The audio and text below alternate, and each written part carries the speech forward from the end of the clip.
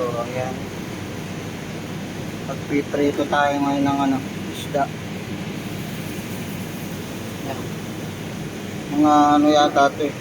At ibang klaseng isda. Ayan.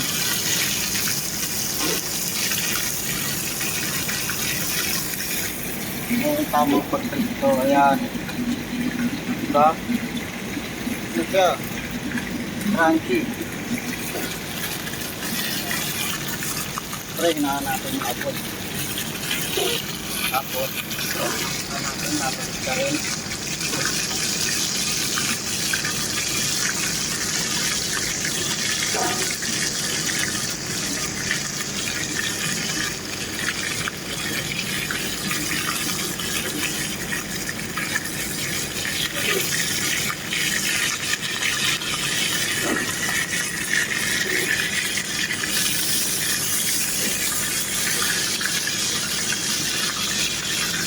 Perfect yung pagkaprito sa kanya.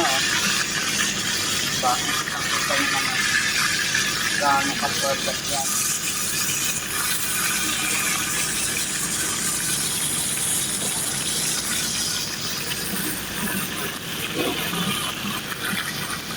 Okay. Tapos, partneran natin ng siyempre ito, partner niyang gulay. Ang nagluto nito